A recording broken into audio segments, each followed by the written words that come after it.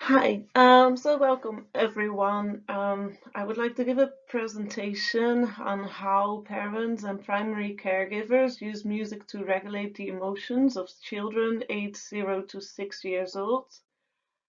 So this is research conducted by myself and Dr. Waldy Hanser and Tim Luptian. I'm Dr. Annemieke van den Tol. I'm based at the School of Psychology at the University of Lincoln, and you can easily find me when you Google me as Annemieke van den Tol, University of Lincoln, and feel free to contact me with any questions about the research I am going to present. So what I'm interested is finding out more about music listening with children. So why is this an important and interesting topic? We make a lot of music with babies and young children. We like to sing to them. And one reason why we probably like singing so much to children is because they like singing very much themselves. Babies' brains, it appears, according to neuroscientists, they do not distinguish between language and music yet.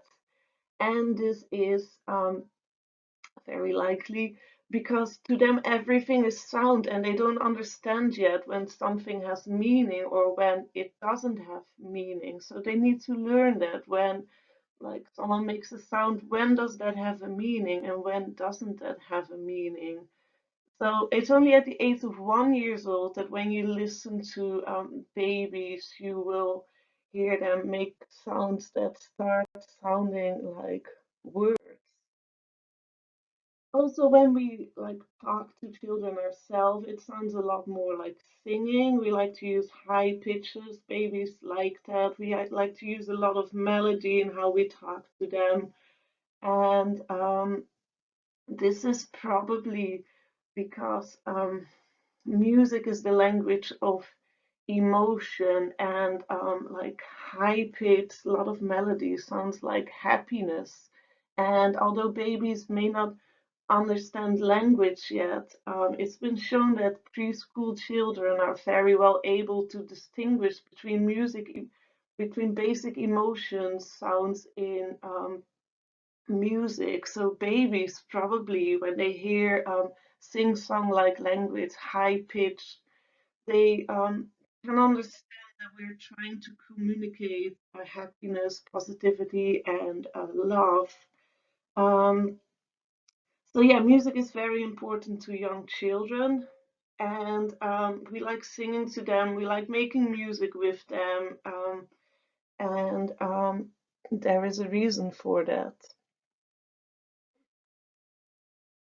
So yeah, in addition to being interested in music, I'm also interested in emotion regulation. So what is emotion regulation? It's basically everything that we do to keep our emotions neutral, to keep ourselves happy, and to function well on a daily basis based on how we feel. So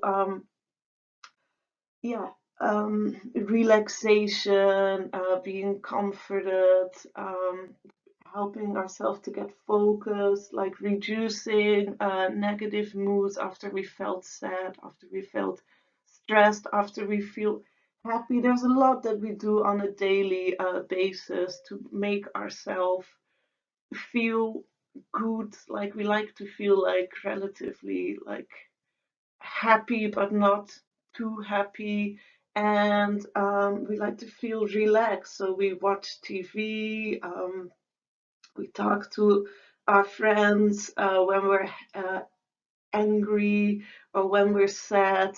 We take some time to calm ourselves down.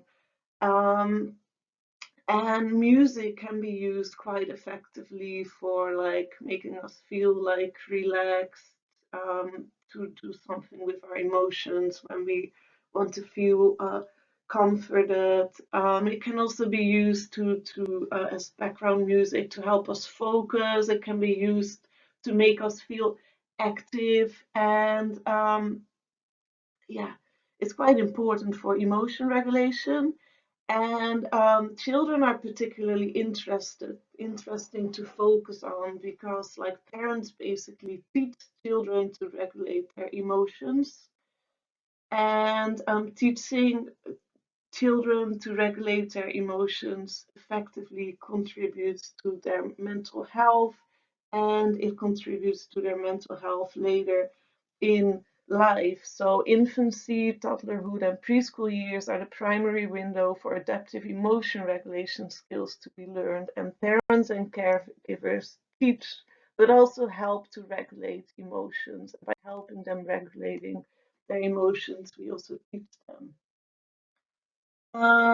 So research says that they're primary, like, centered, like, are helping children to regulate their emotions is primarily centered around managing and controlling their arousal levels. So what are arousal levels? It's basically how active they feel. So we're mainly with babies, especially, like, trying to make them feel calm, um, trying to help them fall asleep, especially babies. And with toddlers, we don't want them to get, like, too excited because they might not be able to sleep.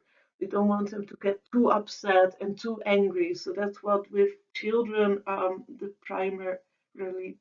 primarily goal of emotion regulations is. So yeah, music is quite good for regulating our own emotions. If we want to feel relaxed, we can put on some background music. If we want a positive atmosphere in our house, when we have guests, we put on some nice music. If we don't want to get bored when we sit in the car, we can put on some music. And research on that topic with adolescents and adults. There's a lot of research on the topic that already exists.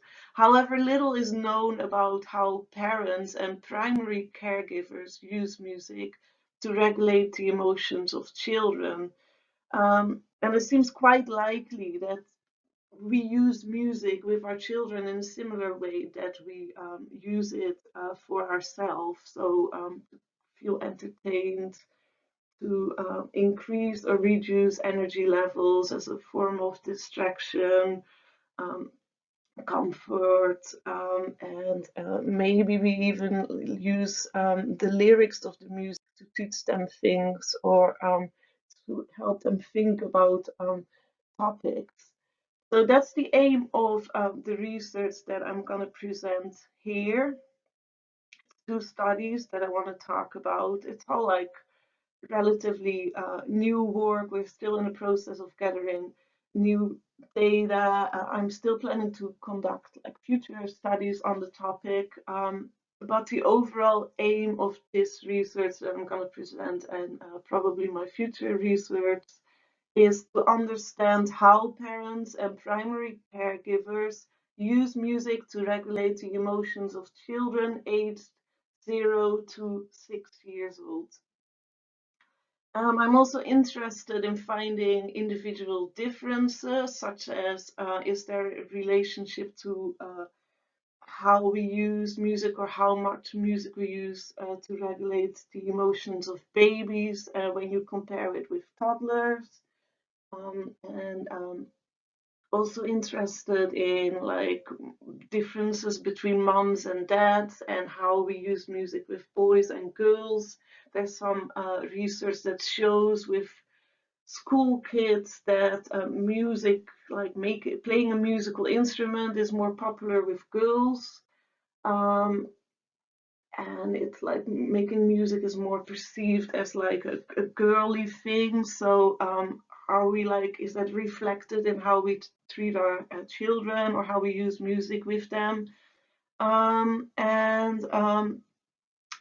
yeah, that's basically what I'm trying to do with this research, and like my ultimate aim is actually to do well, my first big aim is that I want to develop a questionnaire that can be used by other researchers and myself in the future, to potentially even link like information how parents use music with their children to mental health outcomes, to developmental outcomes, to potentially also look into differences with neurotypical and non-neurotypical children. So for a whole range of other things. So I'm hoping that this is gonna be extended a little bit further in the future.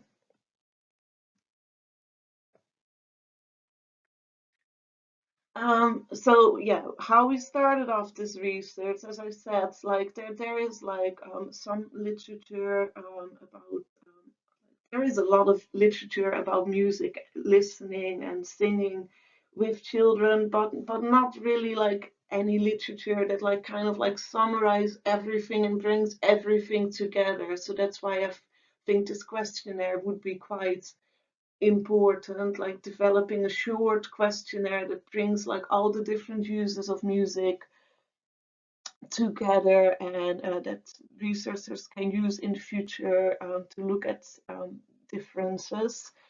So how I started off my research was basically just develop an open-ended questionnaire, just asking parents of children aged 0 to 6 years old if they could give me some examples of where they listened to music or sang to their children in an attempt to affect their child's mood, to do something like with their mood, to change their mood in any way, or keep their mood in a certain spirit.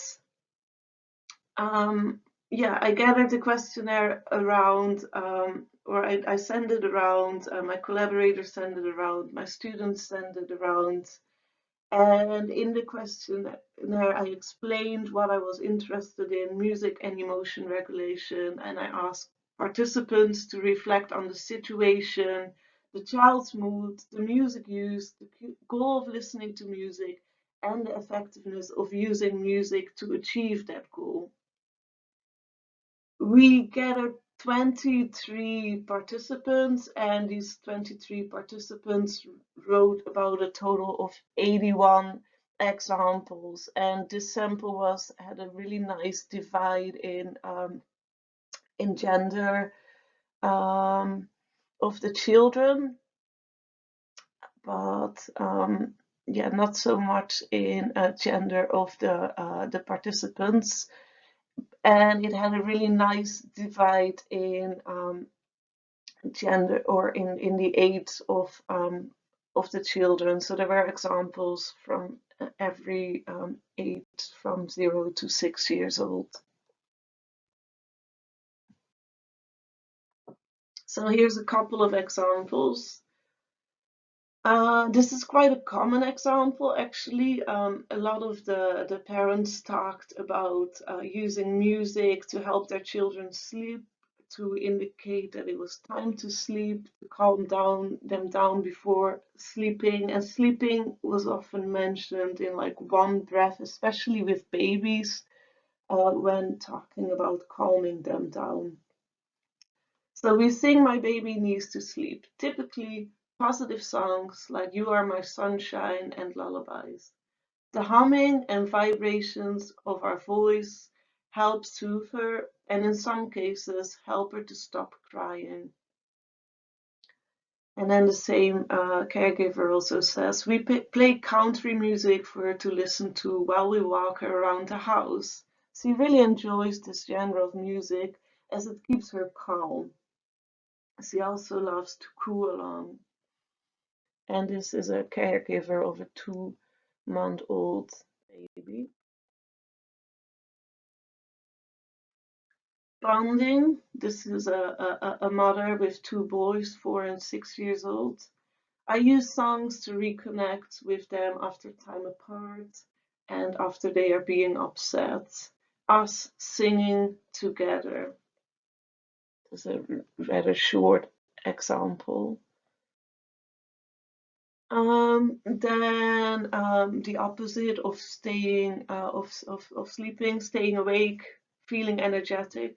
When we travel, I tend to listen to lively and upbeat music for my kids so that they will be excited and anxious about the trip. Also, the upbeat music will keep my kids from going to sleep, as well as myself while I drive.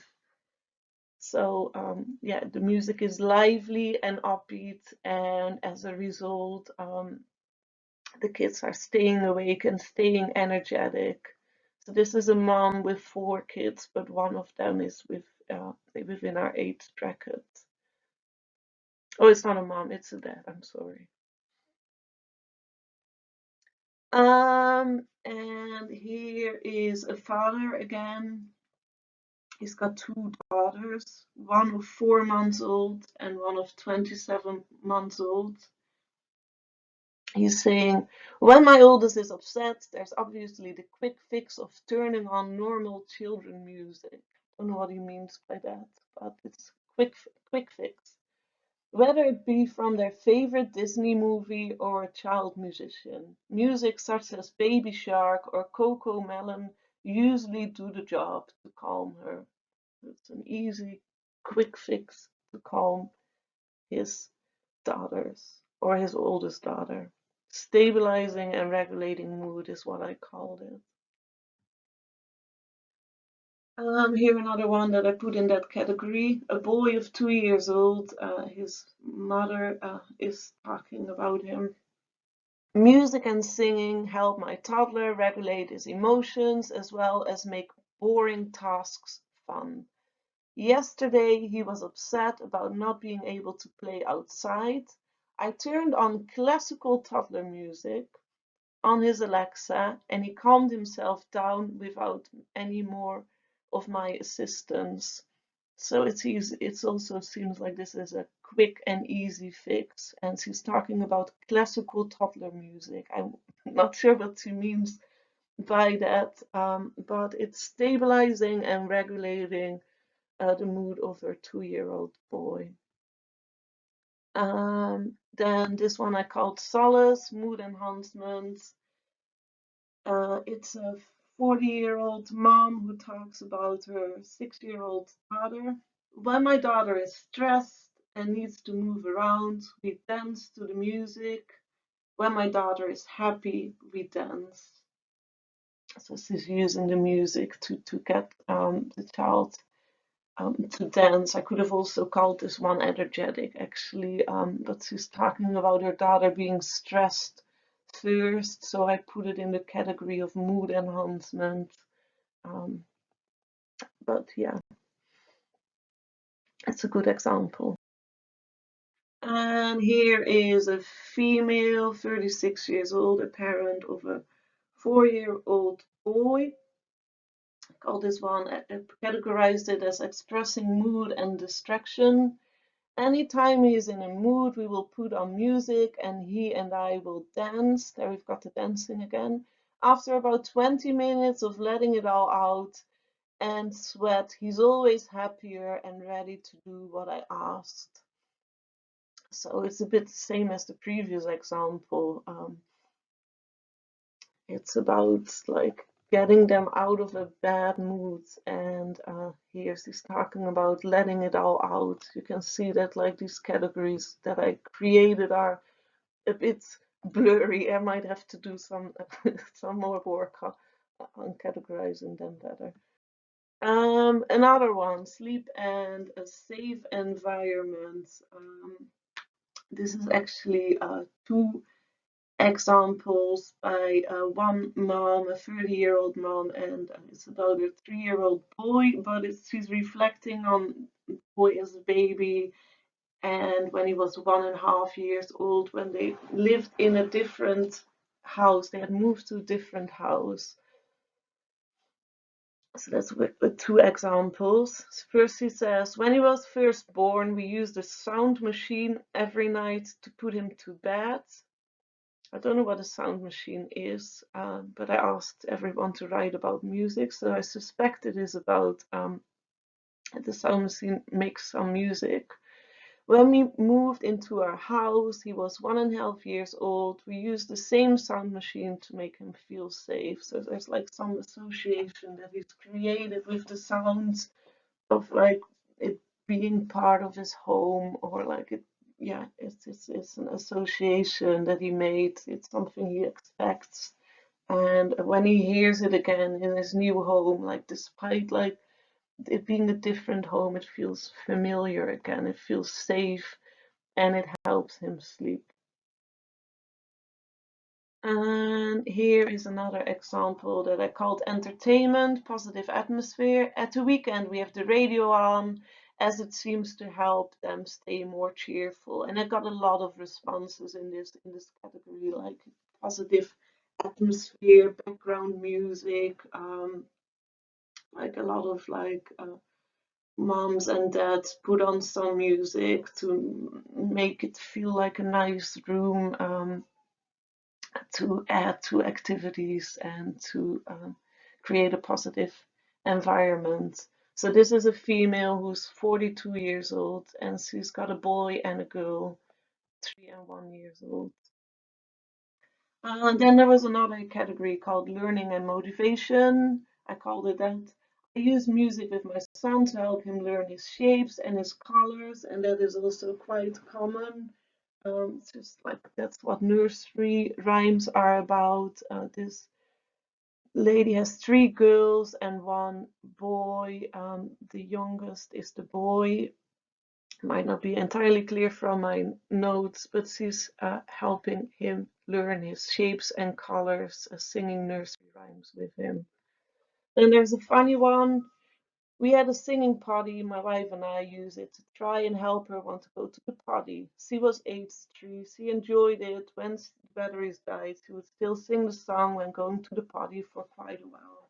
So this is a real, with a 4-year-old girl reflecting on the music made by the child's potty, and it's helping her motivate to go to the potty. And then here is an example that I put in there mainly to highlight these individual differences that I'm so interested in, on top of learning more about all the different ways in which parents use music to regulate children's moods and emotions.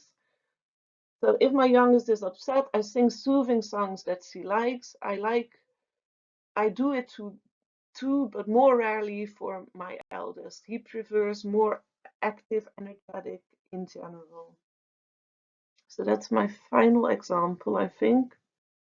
So what did I do next? So I like when I got like my 88 responses, you can still actually help me with that study. You can find it online. I put it on the website, or I asked the Nebula Festival to put it on the website, and a link to my survey.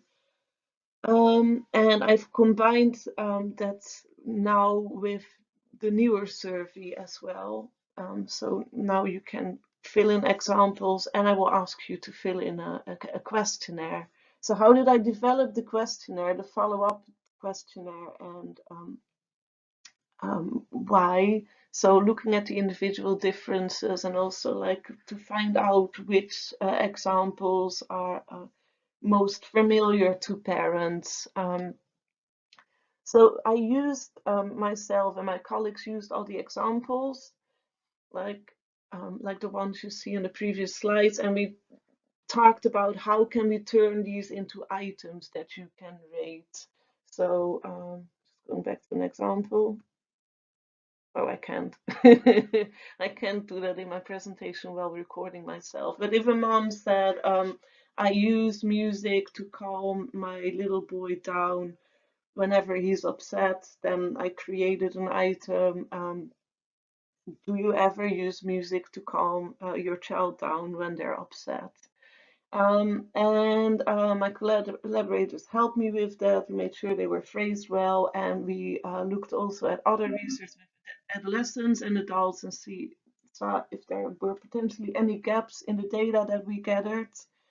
Um, so that was quite a long process, developing a nice questionnaire. Then we send it out to like hundreds of schools, and let students share it on their Facebook if they were willing. We shared it on our own Facebook, hoping that any parents were happy to fill out our survey. So far, we have 120 parents and primary caregivers fill in the survey. Um, so yeah, would have liked it to be a little bit more in terms of like the statistics that I want to do, which is why I'm asking to ask the Nebula Festival to share it around.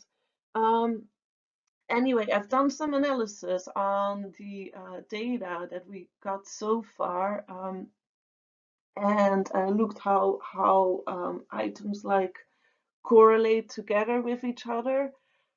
So there's groups of items that clearly like correlate together based on regulating moods, enjoying music, helping sleep, making music, adding education, solace and mood enhancement, reward, entertainment, and bonding. So here you can see how people are rating all these different reasons. So how much they agree with like sometimes doing these things with their children. So you can see that everyone, like it's scored on a 0 to 7. If you look at this slide, you can see that everyone really enjoys making music with their children as part of a routine. Almost everyone says that they commonly use it for entertainment. Education is quite important, so the nursery rhymes is quite a popular use of music. Bonding is quite a popular use of music. Mood enhancement is kind of like averagely scored. Then you see sleep is also quite common, but as I will show you on the next slide, it's more common with younger children. Here it looks like it is more common with boys than with girls, but like officially, according to statistics, I'm not allowed to say that yet because the result isn't significant there. I might need more participants to find that. Then making music is a little bit less popular, and that was kind of like reflected in the one question where I asked parents, like, do you ever make music with your children? And it was surprisingly low. And there seems to be it seemed to be a tiny tendency to make more music with boys. Um, Regulating mood was more popular with boys, definitely, and that's quite interesting for me as a psychologist. So why is this the case? I don't know that yet. It's something I would have to look into more for future research. And then music as a reward wasn't really that popular, but like a couple of parents did like say they used music as a reward for good behavior, or like taking music away as a punishment. So yeah, here are the statistical analysis that I did on the data so far. Regulating mood correlated to child's gender, so it happened more with boys. Sleep correlated to child age, it happened more with younger children, especially the most with 1-year-olds. Making music correlated to parents. No, it says here parent gender. I think that should be child gender. It should be on the next slide. I will come back to that on the next slide. Adding education correlated to parent gender and child age. It happened more with females and older kids, so moms were a lot more involved in like singing to children, to like for educational purposes. But there I have to admit, like we didn't have a lot of men like volunteering to be in our study. So if you are a man and you have a young child, please fill in our survey and yeah, say some good things about your gender. I'm not even sure if I'm like yeah, we've got like 10 or 15 men in this sample only, so that might change if we have a few more enthusiastic men. Um, and bonding correlated to parent gender as well. And then adding education happened a bit more with older kids. And I think that is, of course, because of the language development. Like if you can like sing to a child, to a baby to try to teach them something about colors and shapes, but it might be a bit more effective when they actually know language already. So here are some tiny graphs I added. Um, yeah, you can see here clearly sleep is from 0 to 3 years, and with older children it happens a lot less. And education, it doesn't happen that much with like really young babies. And then here you see making music, bonding, and adding education. So moms are just a lot more involved in making music with their children. And then here is the art finding that I still don't understand. Need to do some future research on regulating mood happening more with boys. So yeah, that's really all I had to say for today. Please help us with our research. Thank you for listening. The Nebula Festival promised to share a link to the research online. And thank you for listening and for potentially helping us out. And feel free to email me, Annemieke van Dentel. You can find me on the University of Lincoln's website. Bye.